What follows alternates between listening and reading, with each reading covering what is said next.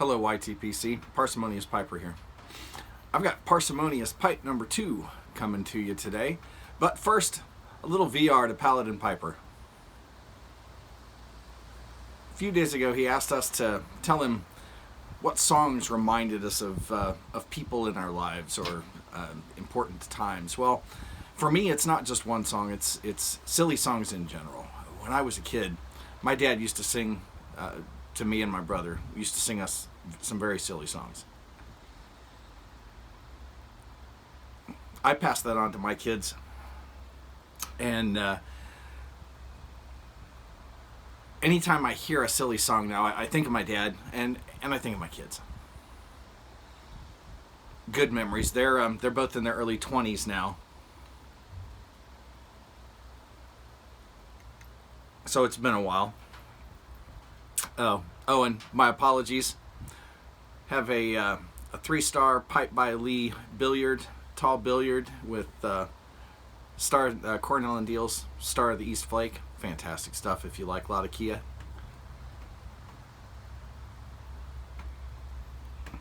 But anyway, anytime I hear silly songs, I think of my dad and I think of my kids, and the continuity of generation to generation of just doing something silly like that ties us together. And since I can't just leave a comment for some of these because I'm sure you've never heard them, I figured I'd sing one of the silly songs that my dad sang to us when I was a kid, and that I've passed on, well, to my kids and even to one of my nephews.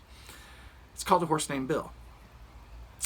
Oh, there once was a horse, and his name was Bill, and when he ran, he couldn't stand still. He ran away one day, and also I ran after him.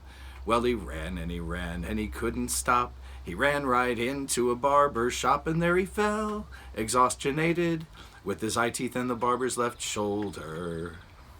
In Frisco Bay there lives a whale, and when she smiles you can see miles and miles of tonsils and adenoids and things too fierce to mention.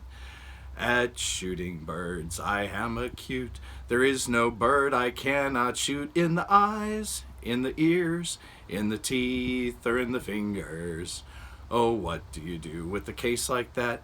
What do you do but step on your hat or your toothbrush or your grandmother or anything else that's helpless?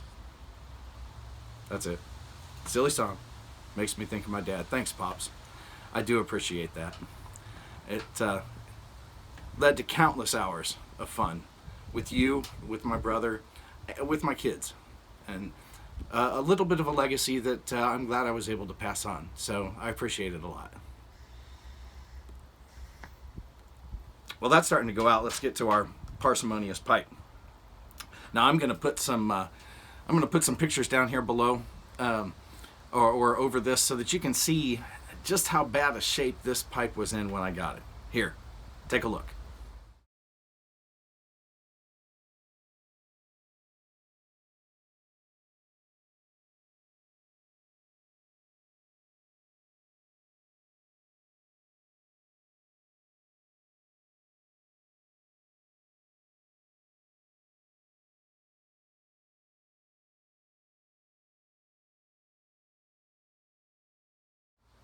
All right, we're back.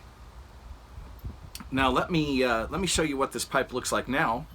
I had to sand off some really rough spots on the front of the bowl that you saw there, and here's what we have now. Hold that still enough, see if it'll focus. The front of the bowl was so badly damaged that I had to sand kind of deep into it. You can see that curvature. So to help hide that just a little bit, I put a small bevel all the way around the top of the bowl so that there isn't a sharp line there anymore. And the top of the bowl was kind of nicked up all the way around anyway, so sanding that didn't hurt. And then I topped it, sanded the top down quite a bit because that was really chewed up, to get that nice and smooth all the way around. And then I hit the whole pipe with some micro mesh. Various grits, up to about 12,000, just to get some shine back on it. You can see the stem that looked horrible is now nice and shiny black. What I haven't done yet, I haven't addressed the dings the heavy tooth marks there in the right there in the bit. If I decide to keep this one, I will probably hit that with some black super glue to fill that in, and then sand it and micro mesh it back down to shape. Chances are good you won't even notice it if I go ahead and do that. I've tried it out already, and quite honestly, since I clench, I don't even notice that tooth mark. I don't feel it with my tongue. My teeth don't slip into it, so I might not fix it. Now, the Parsimonious side, that's a nice little pipe. Nice grain. I picked this up, including shipping, for just under $14. Well, you can see how bad a shape it was in to begin with. Half of that $14 was shipping, quite frankly. The pipe was not worth a whole lot until you got it cleaned up, and now you've got this nice, pretty grain. It's a pipe by Lee. It is a 3-star.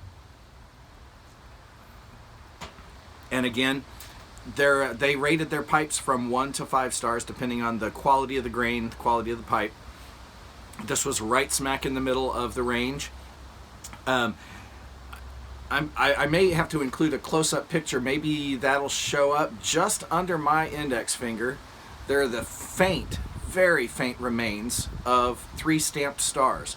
Now, they've been worn off after years of buffing and are just barely, just the remnants are still visible.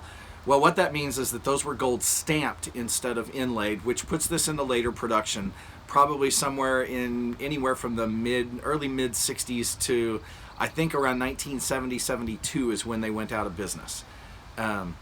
So it's a later edition pipe, but it still had nice grain. You can see a few fills that have started to come out a little bit, but overall nice pipe. Now, for $14, it's kind of hard to beat that. It's a solid briar.